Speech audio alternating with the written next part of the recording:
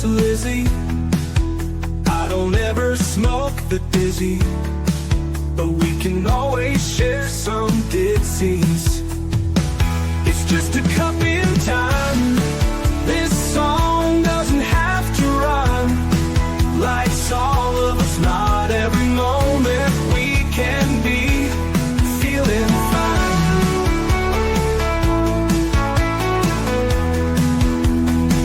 I wanna share a moment, just a second if you will, maybe even a cup of thrill.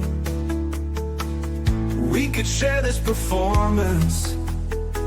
It's tea time, come sit with me. Well, welcome guys. Miss Liz is back and I have the incredible Mikael Avatar in the back, and he's coming in all the way in from Thailand. That's right. We're going to share his story and his movement and all that good stuff. But before we get started, you guys know how Miss Liz rolls.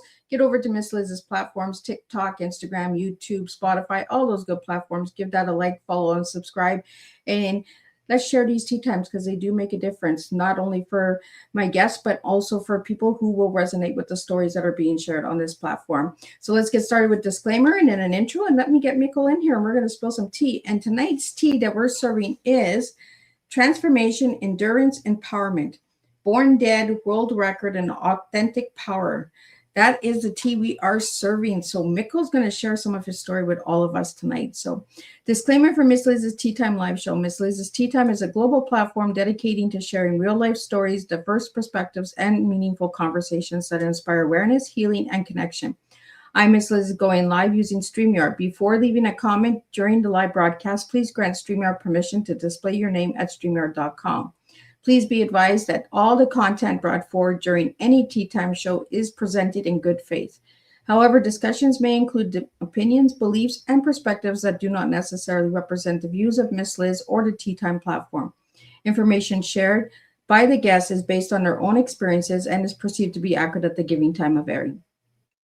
All guests, viewers, and participants are responsible for using their own judgment when considering any action or decision that may relate to these discussions.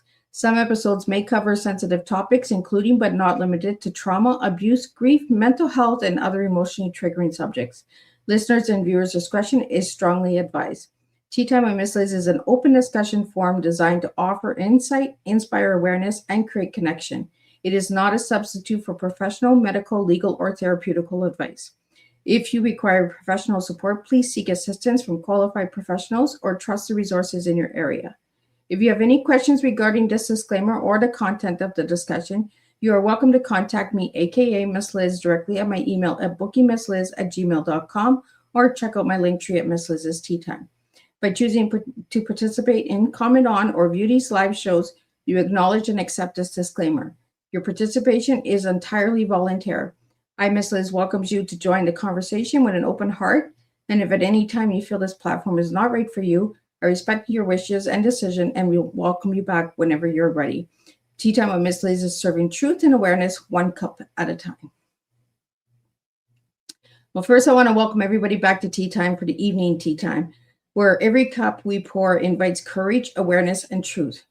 Today's guest has lived a life that most call impossible. Mikael Avatar was born without a heartbeat for 45 minutes in a Swedish hospital. Doctors believed he would never walk, never live a normal life. Yet not only did he walk, he became a Paralympic world record holder in long jump in Atlanta despite cerebral palsy. He later sailed across the Atlantic Ocean alone, facing storms, isolation, and the limits of his own mind. From the outside, his life looked extraordinary. Medals, stages, coaching, thousands worldwide. But inside, he was battling something deeper, what he calls the false avatar, the mask of the unbreakable performer. After burnout and personal collapse, he left everything and moved to Thailand, spending years in silence, reflection, and presence. Out of that journey was born the Mikael Avatar method, a powerful 4-step path: awareness, acceptance, alignment, and action. Today, he mentors leaders and high performers around the world to drop the false avatar and step into authentic power. Mikael, your story is not just about resilience, it's about identity, transformation, and truth. Welcome to Tea Time. Let me get him in here and let's spill some tea together. Welcome, Mikael. Thank you so much, Liz. Wow, what an intro. It is a pleasure to have you here and a pleasure to be all the way in Thailand in my magic office chair. Wow, same to be in your magic office in Canada. That's, that's incredible that we can connect all over the world live. Absolutely. Mikael, tell us who you were as a little boy and who you are now. The little boy had endless possibilities. Endless. When I was 4 years old, my hands were like this. I couldn't open my hands. My feet was opposite of Charlie Chaplin, so it was inside. And when I was 4 years old, I went to my Mom, I know what I want to be when I grow up. What? I want to be a mountain climber. And she said, that's not possible. Why? You can't make money on that. But she was so wrong, because my passion for mountains, climbing, so I became a climbing instructor. So 20 years later, I had groups learning them how to climb. And you should see their eyes when they understood I was the instructor. You can't pay any money for that reaction. So the little Michael, he was with endless possibilities. I never gave up. Another funny story, when you're 5, 6 years old, you should learn how to bicycle. But they didn't think I could bicycle, so they ordered a special bike. But they forget to tell me, so I borrow the bikes outside my door and learned how to bicycle by myself. And I had scrapes everywhere, blood everywhere, but I learned how to bicycle by myself, so they have to cancel the bicycle. And that was the little Michael, always doing things. I remember my mom, the principal of the school, told her, I admire you with your son. Why? Because you push him all the time up. Oh, sorry, said my mother. I don't push him. I try to stop sticks in his wheels because he's always flying away to some incredible, impossible adventure. So that was a short introduction for my little Michael. And who is the big Michael? The big Michael, he had a long life experience being in the present. I rarely are outside the present. And in the present, I create my life. When I talk to people, when I go do my music, when I do my art, I'm always in the present. And the big Michael, he loves people. He loves to follow people through their life and how they climb their mountains and achieve their greatness, success. And it's so stuck in my heart to listen, understand, to see how people grow. It, it has never left me. I have tried so many times. I started 78 with life coaching. I had no clue what it was, but it has never left. I have tried to stop so many times, but the glimpse in the eye, it's, I feel so free when I can talk to people and see them grow. So, yeah, something like that. What do you think? So, Big Michael, talk to me about the Paralympics, the long jump record. Yeah, Paralympics. It's 2 weeks after the normal Olympic, or what I should call it. And I love to jump. I have always loved jumping, competing with my classmates, jumping. And when I was 10 years old, I had a friend. We were watching the Olympics for Moscow. I think it was 1980, and he was going to train to the Olympic. So I went with him training, and with the bicycle, he was running, and then he stopped. Now it's your turn. So I ran down the hill and up the hill. It was like 200 meters. I was so tired, so I fell down, and but there on this road, I decided I'm going to train to the Olympic. So I started training. So I knew I had to go up early in the morning. So I went up like 4 or 5 o'clock, did my running, came home, shower, went to school. And in the afternoon, I trained too. So, and 10 years later, they told me there is something called Paralympic. Then I knew I'm going to go to Paralympic. It took me 7 more years, and I was in Atlanta. I even ran 200-meter final in the Atlantic Paralympic. And it's just, it was my biggest love to train.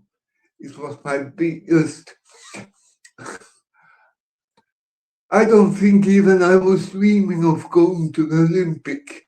I think I dream of how much can I train my body to open my hands, to speak properly, it was my inner goal that drove me to train those. It's about 15,000 hours to train to an Olympic if you want to achieve something. 5,000, then you are quite skilled. 5,000 more, 10,000, probably you're in the top 1%. And the other 5,000, then you're probably within the 5 best in the world. And this applies to anything. You don't need talent. You don't need, you just need the hours. That's it. Self-belief in yourself, right, Michael? Oh, I think he might have frozen. Michael, you back? Yes, I'm back. You froze for a second. So, Michael, you broke the record in 1996 for the world's jump record of 4.98 meters. Yes. So, how did that feel to break that record?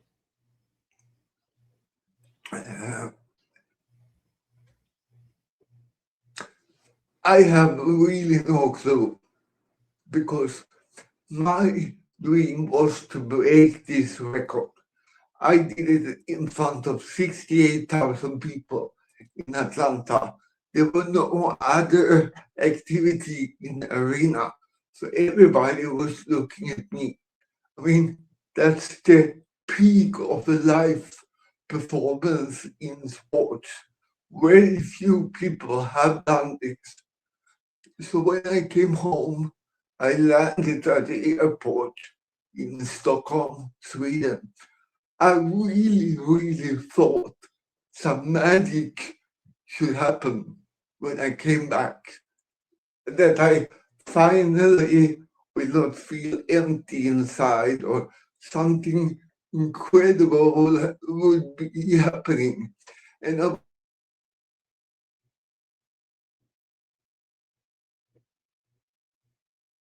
nothing there. But find a different path. But now 30 years later, it's like I don't meet people who've been to the Olympic or Paralympic. I interview some sports coaches. They have never met anybody, trained anybody. It's so rare to do this. But I was so focused when I trained, so focused. So really, it was like another day in my training world. But now I understand that these open doors everywhere.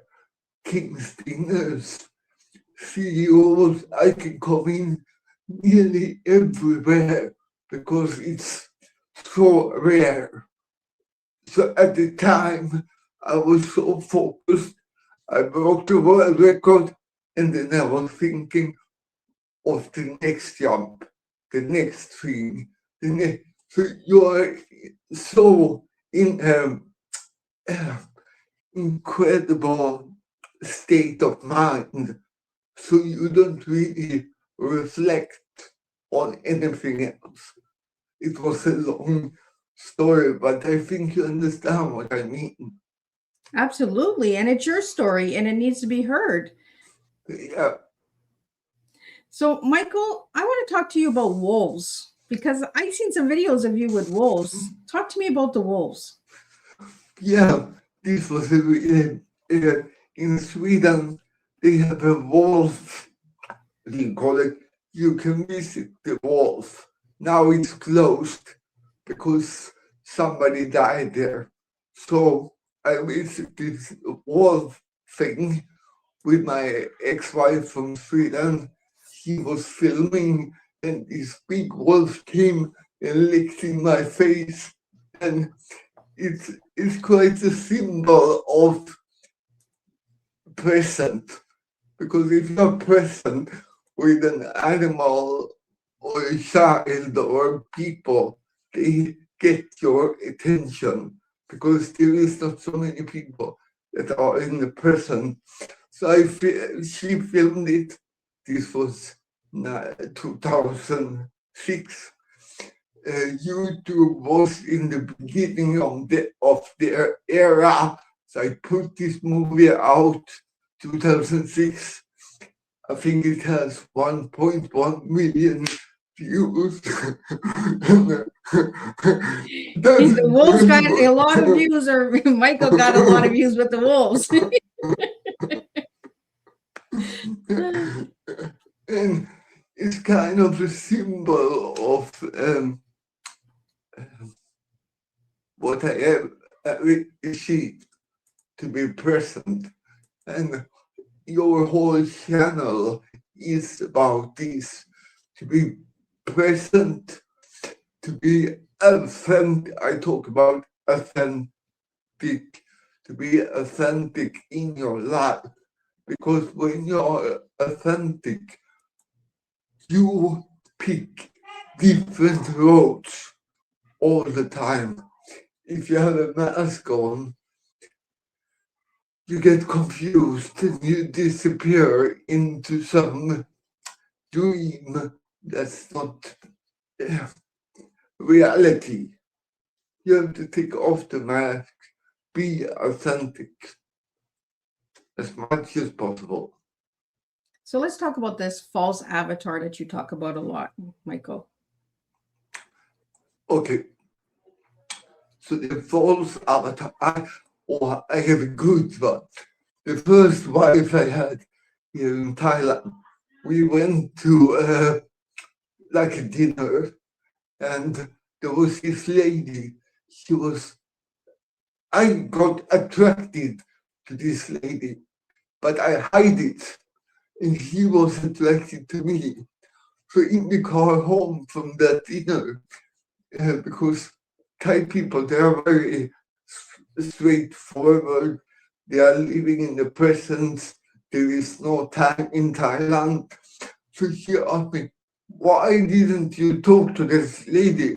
What do you mean? Yeah, you were attracted to her and she was attracted to you. But I can't do that. So I tried to hide from this. But here in Thailand, it's accepted. Just be you. That's what I love about Thailand. You have to be your authentic Mikael Avatar. Nothing more, nothing less. So nearly every people, they never judge your way in life. Oh, he is that, he is that. It's just like a neutral word, how they perceive their role in life. That's authenticity in a way. I think many people understand. We hide our feelings instead of talking. Whatever it is that a good description of what you want the answer? Well, Michael, that's kind of the fear of what other people think of us, right? Yeah. So, for me today, the more I discover, because it's a discovery in my world, how I discover myself to seeing possibilities in my life, the more I be aware in my presence, how do I handle different situations, what happened with my feelings in the present. And depending what I have with me, it's like an automatic system. But if I'm aware, this automatic system cannot really take over my present. And Teatime, for example, is very similar to my 1%. So what is 1%? 1% is two-part. Part one, you have to stop, reflect, what did I experience now? By doing that, you have like a gap between your acting on emotion and acting on what's the rational way to go. Is it left, right, or just standing still? Go backwards, or whatever you come to. By doing that, you see yourself differently. The other part of 1% is if you want to change something, you have to find like a 1%. It's like a lamp bottom. that if you're in the dark and you switch on the lamp, you can see the room much better. But if you switch it on, you will walk in the room differently compared if the light is off. I can give you an example. I had a client, this is like 25, 35 years ago. He was a middle boss in a company. He had like 3,000 employers under him. He came to me crossing his arm and said, my wife said to me, what can you do with me? Type example. After 3 months, we find his lamp button. And it was really a lamp button because every night he came home and his son had opened the light in every room he went around, but he never closed it. So he got irritated about this. So he was standing at the bottom, hitting it with this irritation. So I said to him, stop. That's perfect. Tonight you come home, the light will be on, 100% sure. Before you hit the lamp button, you just, then you can do whatever you want. 3 days later, he was in this big meeting. It was like 50 or 58 countries, Zoom. It was a big meeting. And he was the leader, so normally he talks a lot. But when he sat down on his chair, he felt the same irritation as with the lamp bottom. So he just, and then he observed what the other people did in the room. And they were frustrated because normally he was talking a lot. But he observed, and when he spoke, the whole company changed their entire direction because he had a gap between his emotions and the reality, and he could see that if we go this way, it's better than to go that way, which is more emotional thing. I think this describes the power of T as you have the power of 1%. We have to stop, reflect, then act. Sometimes a few seconds, sometimes half an hour, sometimes sleep on it. So it was a long explanation, but I think you understand what I mean. Absolutely, 100%. And sometimes we just have to pause, reflect, recharge, and release. And sometimes it takes 5 minutes, 5 hours, 5 days, or a good night's sleep. So I want to thank you for that, Michael. I want to talk to you about the method, the Mikael Avatar method that you have. I have here a movement, but it's not a movement, it's a method. So let's talk about the method, because you have a 12-week program that I'd like to get out there for the listeners. Okay, so what's my the Avatar Mikael method? Yeah, it's about being aware. First of all, where are you? It doesn't matter where you come from. That's not the point. Where are you now? And how do you act in where you are now? Most people, if I ask them, which foot do you put on first? Shoe do you put on first? The left or the right? They can't answer. But it's not important. The important thing is if you do the opposite, what happened then?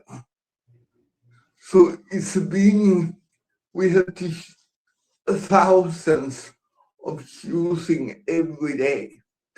And every day we do it automatically.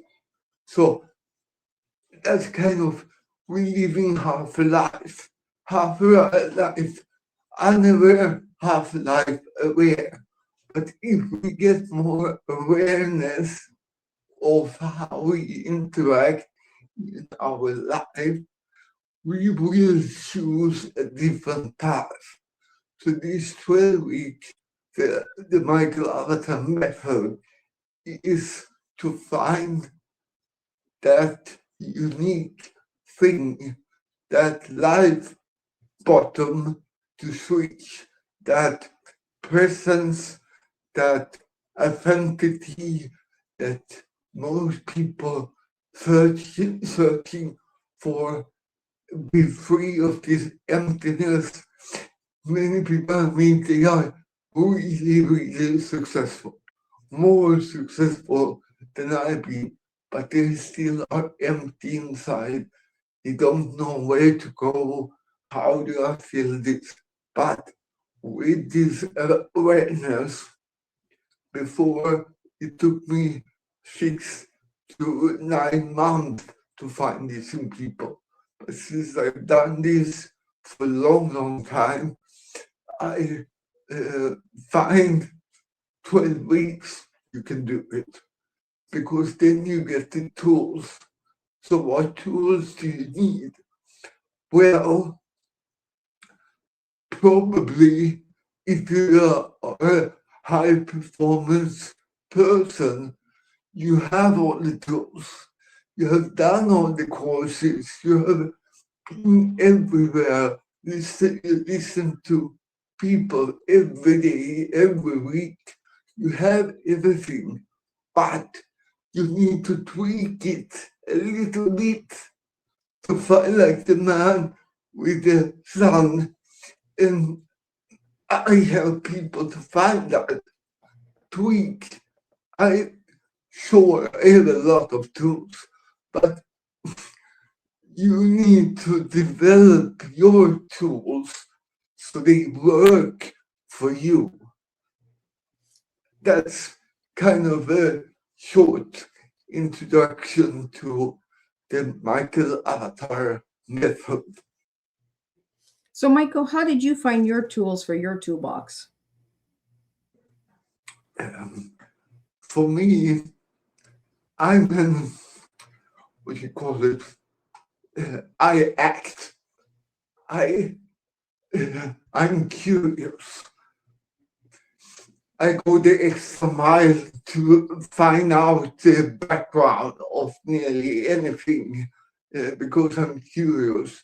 I read a book here, and the book was fascinating, but I didn't want to understand the famous person that the book was written about. I wanted to know, why did the writer write this book? Why is he so passionate of interviewing other people to get their story out? So for me, I used to tell people I have like 95% of all the instrument things I have learned in my life. It's not for me. It's for people that I meet. And when I meet these people, wow, here I can use this tool. And then I get the knowledge of that tool in my life. And so it's like an adventure. I get this tool. Oh, should I use it myself? Or am I lucky? So I will meet somebody who need exactly this tool. And sometimes it takes 5 minutes, sometimes a couple of months, sometimes 10 years. You never know. You have to listen. You have to see.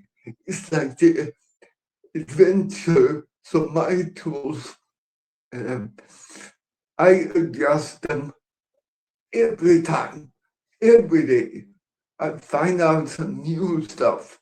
And last week I find out some strange things about myself that I did 10 years ago, forgetting about it, and now it appears and I start using it again.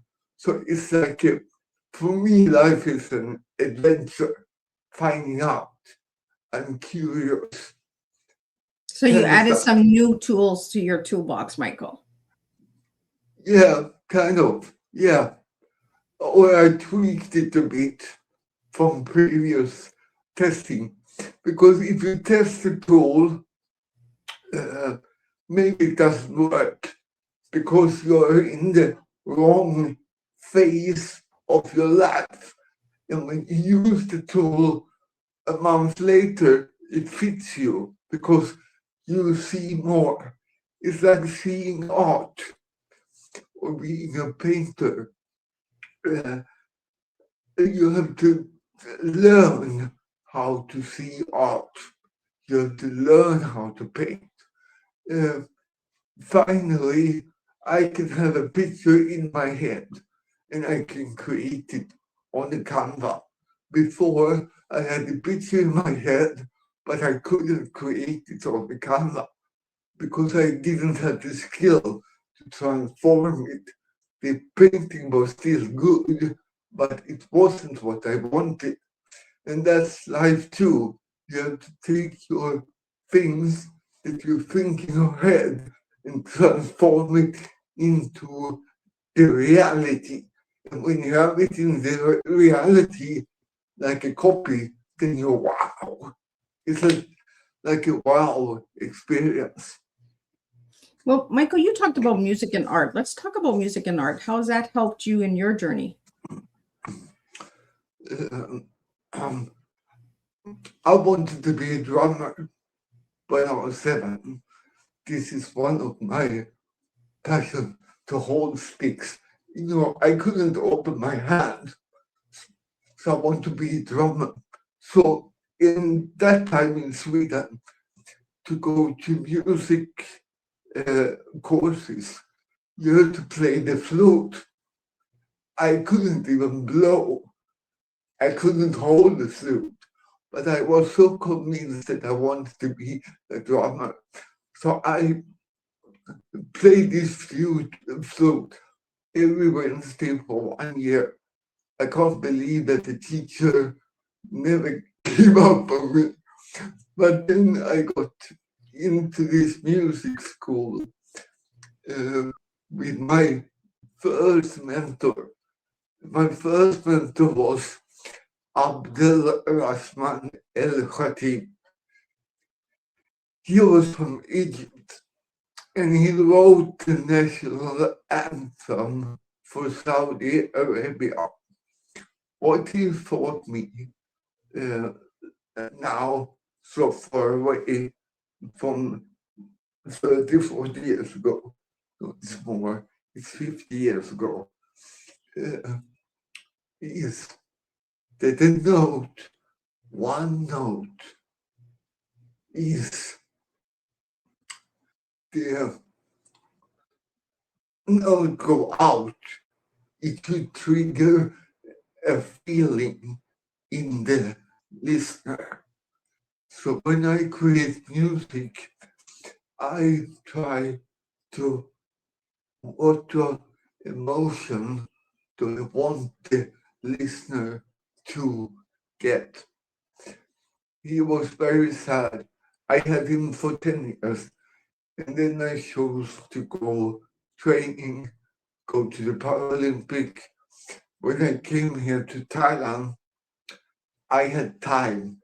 So I met the mentor here in Thailand, and he was doing music and videos, abstract videos. So when I connect with him, the technology has grown a lot since the 70s. So I started again to make music, to make art, to make and work with him. He's coming to me tomorrow to create, because when you're a public speaker, it's very difficult to really get the point out to another person, because they are in their world.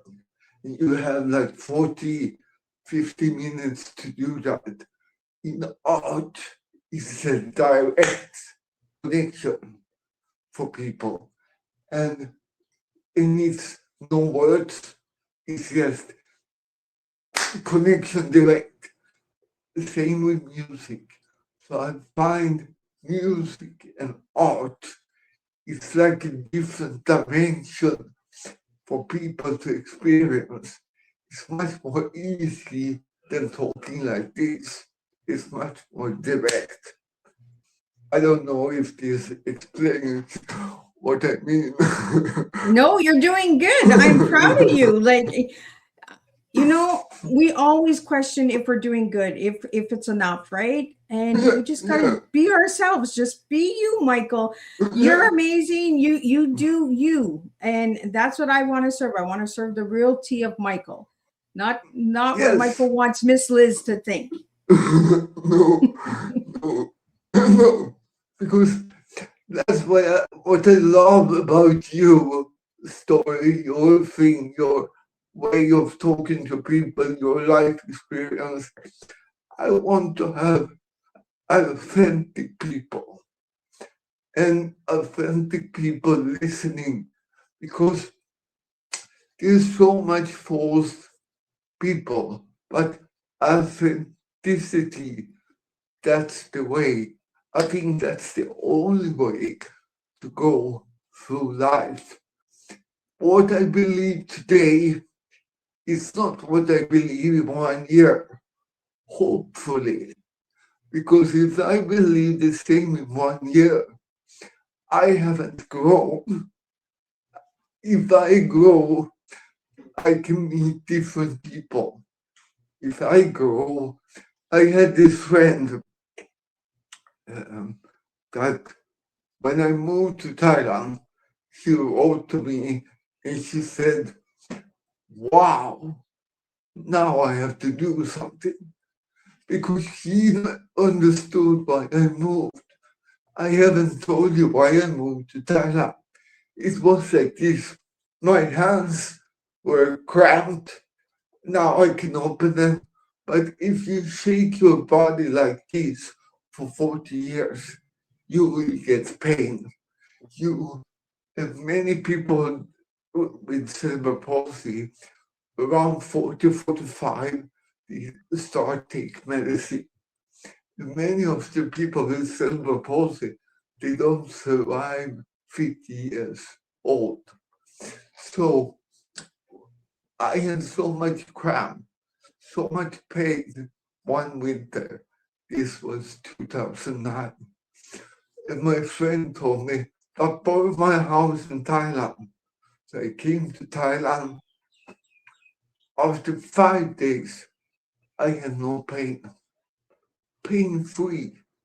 Wow. I haven't discovered that for 40 years. I had pain every day because it's cold in Sweden. Even in summer, sometimes I could even get this cramp in my body. So I was here 20 days, went back to Sweden. After 3 days, I had pain. So I decided I moved to Thailand. So I quit my company. I had a studio with a lot of paintings. I gave away most of it because there was no time to sell it. So 3 months later, I was just living in Thailand for 3 months. I went back to Sweden 1 week, and then I bought a one-way ticket. Because if I live pain-free, why should I stay in Sweden? Yeah. And that's the decision many people dare to take. I didn't know anybody here, but I was pain-free. I thought I was a skilled coach. But if you drop down in a different culture who see the world totally differently, you have to reevaluate and adjust to the country come.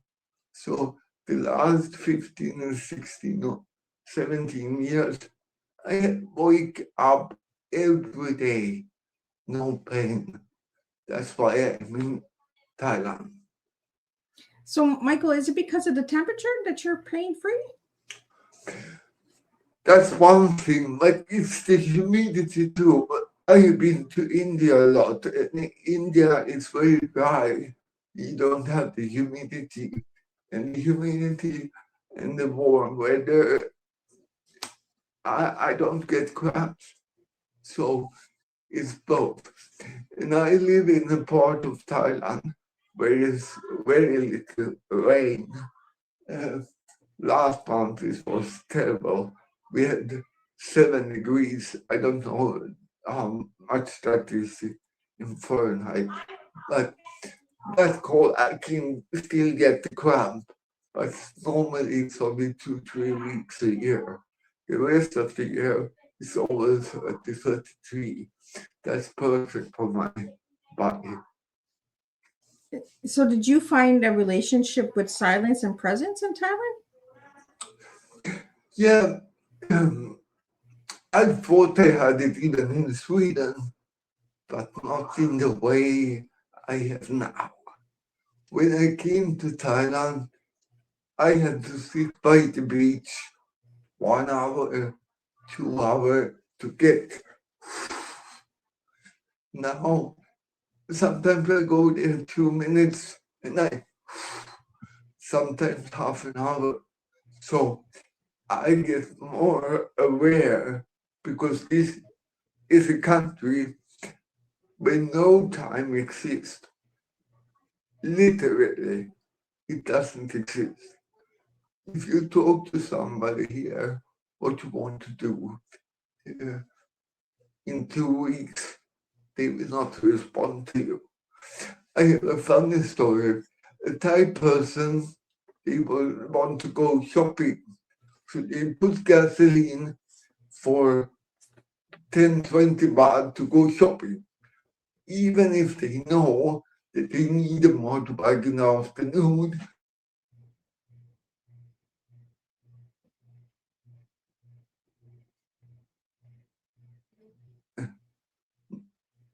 Oh, okay. So in the afternoon, they put gasoline again in present all the time. And to live in a country like that, it affects you. So you are more calmer. Some people who see me 10 years later, what have you done? You look even younger than 10 years because this outer stress that the Western world have. What will the neighbor think? What will the people at work think? All that, it doesn't exist here in Thailand because you have to be authentic. You have to be you all the time. If I try to put a face on me, what are you doing now? They will not wait. They will say it straight away. So my 1%, the Avatar, the Mikael Avatar method, it has never existed if I haven't been here to experience. I have met some people, they are so calm, they are so balanced, they are so, I can't achieve that even in 50 years. They are totally present, totally, I can't express it. Michael, let's talk about the 4 A's in your book Life Reset. You have the awareness, acceptance, alignment, and action. Let's talk about those 4 A's. Okay. So the first step is to be aware. I think I've covered that quite well. To be aware. The last step, I meet so many people over the years. They don't do the last step. They don't move to Thailand, even if they should. They don't call that phone call they know will relieve their sorrow, their happiness, or whatever. They don't do the action step. And because they are not aware of the effects. I like this man. They say that the more mistakes you have made in life, test your way of living. The greater success you have with you. We are here to explore the world from my point of view. And the more I explore, the less afraid I am about making mistakes. But it's not really mistakes, it's the way of life. Because life is about change. That's the only constant thing in life, change. If I want something else, I have to change. And that change is always outside your comfort zone. If you don't go out your comfort zone, you will never explore something new in your life. So action is one of the trickiest things of these four steps. Awareness is about stop, have tea, have 1%. Then do the other two and then action. Because it's when you do action that you can evaluate what happened. When you have the evaluation, oh, this was not what I meant. So you have to test another way. Or, oh, this was what I wanted to do. Let's do a bit further. So, not to go into details, but I think people understand.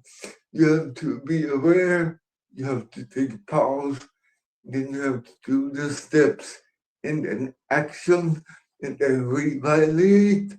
Was this what I wanted to do? And then go out there again. Action. I'm an action person. I test. And I'm wrong all the time. I'm exploring, testing, and that's the way I live my life. So, Michael, do you have any big plans coming up that you'd like to talk about besides the workshop that you provide? I have an app that I'm developing. I don't even know the name yet. I had the chain of golden line was one name.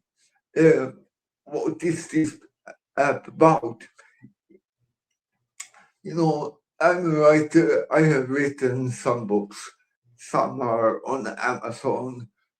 They are not really perfect. Some I have on my website, and I've been in many books. So I've written a lot of texts, lot of thoughts over the year, diaries, whatever. And so I should put it in a book. But then I had a friend who was making apps. So I thought, wow, let's do an app of all these thoughts. So I have like 180 days of my reflection in different situations. So that's one of my goals this spring, to get this app out so people can do this Teatime or 1% stop reflex. And it's all my thoughts in a line how you develop training your brain to see the world differently. So it's like an evidence-based reflection from Mikael Avatar. That's what I'm feeling. Another thing I'm doing is this podcast thing. I like the 100 in all things I do. 100 paintings. Then you can decide, should I be a painter or should I do something else? I did 100 YouTube videos. I did 100 music pieces. I did 100 live stream. So now I'm testing live 100 podcasts and see where it's ending up. So I'm the 100 guy. I kind of like that 100. I did 100 podcasts. I did 100 paintings. I did 100 walks. I did 100 jumps. You know, and that's really empowering as well. And that was part of your T, was the empowerment, the endurance, the movement. Yeah, because after 100, then I really know the stuff. Before it's kind of weak, but if you've done 100, then you can say, oh, this is for me, or this is not for me. Absolutely. And that's that 1% to 100. Yes. I am that 100 of the 1% of trying. Yeah. And if you do that, it takes you around, I don't know how many hours, but you will be within the 5% of the best in the world on that field. Then if you want to go to the 1%, but really you can't measure yourself with anybody else. If you get authentic, then you are the number one in your world. That's the most important thing. Absolutely.